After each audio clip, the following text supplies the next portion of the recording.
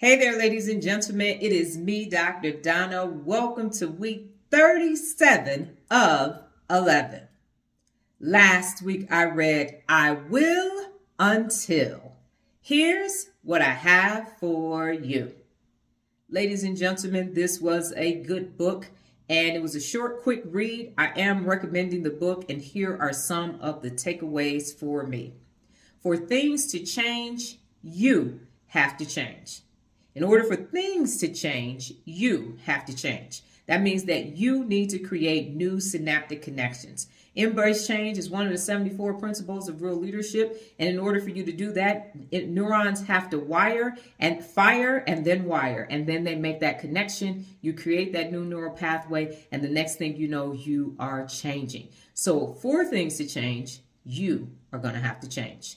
Number 2, can you get 1% better every day? Just 1% better every single day. I say that there is this Chris Henry effect where people, unaccountable people, even on their best day, are operating at 70%. And that's it. That's their best. Most of the time they operate about 12 or 15%. But when they think they're doing something and operating on all cylinders, operating on all cylinders and kicking butt and taking names, they are at 70%. That's nothing. Okay? In order to get to 100% in your best, just get 1% better every day. 1% better. And as you continue to be the best in different areas of your life, just do 1% improvement every single day. And you will be besting and besting and besting and besting and besting and besting and besting and besting. You will be your best. Number 3, you can make excuses or you can have success, but you can't have both. So you can make excuses or you can have success, but they don't live in the same continent. Okay, let alone zip code or nothing else. They are not on the same continent at all. So make excuses over there in Loserville or have success over here in the land of real leaders. Number 4, you won't get past what you feel you are worth until you elevate your mindset. That's the only way. People always say, charge what you're worth, charge what you're worth, charge what you're worth, charge what you're worth. How do you know what that is?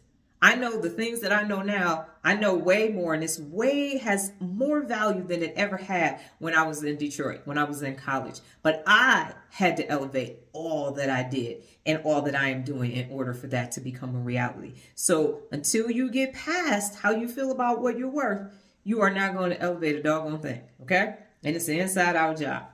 Number 5, you will outgrow people, and it's okay to say bless you and then release them. I have done it many a time. It is okay to grow and go. If stuck Malies and Stans want to stay stuck together, let them. But you have to go and grow. The brain wants you to go and grow. It wants you to see and be extraordinary. And you can't do that if you stuck with stuck people, okay? Stuck people stick together, and growth-minded people grow together, okay? So you definitely can say, this has been wonderful. I wish you well in life. Release them, bless them, and then release that situation and grow forward. Number 6, ask yourself, what are my associations doing to me or for me? Check out everybody that's around you. Back in the day, T-Mobile used to have your top 5, and whoever was in your 5, you didn't have to pay to talk to them. So check your top 5. And who are they? And what are they doing to you, and what are they doing for you? And if it's not for you to grow better, grow forward, become your best, then you have to release them. They have to go so you can grow. But if they're part of your growth group, keep being connected to them. And then number 7, when you are being grateful, you are not fearful or stressed. When you are being grateful, you are not fearful or stressed. And so practice gratitude you can journal, you can think about 3 things that you're grateful for and then visualize them or talk about why you're grateful for them. But in every day, find gratitude, because what that does is that wires a neural pathway for gratitude. And even in the tough times, even in the hard times, even in the happy times, you will always be grateful. So there is always a reason to be grateful. And what that does neurologically is it regulates your emotion system, your emotion centers, and that means that you're not going to have a hijacked amygdala. Your limbic system is going to be operating correctly, and so you won't be stressed all out. There will be no cortisol in the frontal lobe, and you will have a peaceful, wonderful existence that will allow your prefrontal cortex to operate as it was designed And you will. I will until you will be able to do everything that you set your mind out to do. So yes, this was a quick read. It was a good book, and I am recommending that you read it as well. Last week's meditation, I didn't like it. I so didn't like it. And so what came up for me is that even though we've gotten rid of our television, I was watching my tablet, or my tablet was watching me while I was asleep at night because of still having television shows. And what I realized is that it was a generational curse from just passed down and passed down and passed down. So I got rid of it and just went to sleep with nothing, in silence. And let me tell you, my two amygdalas were upset right and left. They were acting like two doggone toddlers crying in a toy section at Target. It was a mess.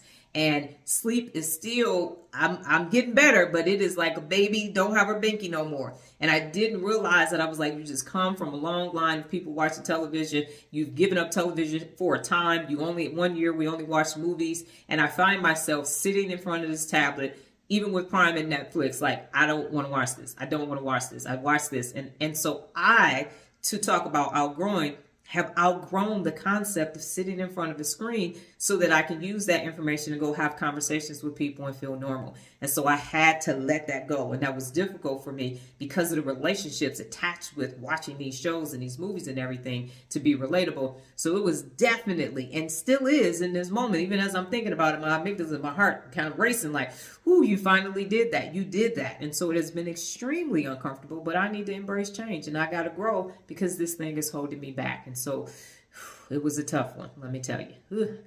But it's one day at a time. This week's book, what is Six Sigma? Well, that's my time, ladies and gentlemen. But before I get out of here, just remember the journey of 11, a time for meditation to a path of manifestation. Adios.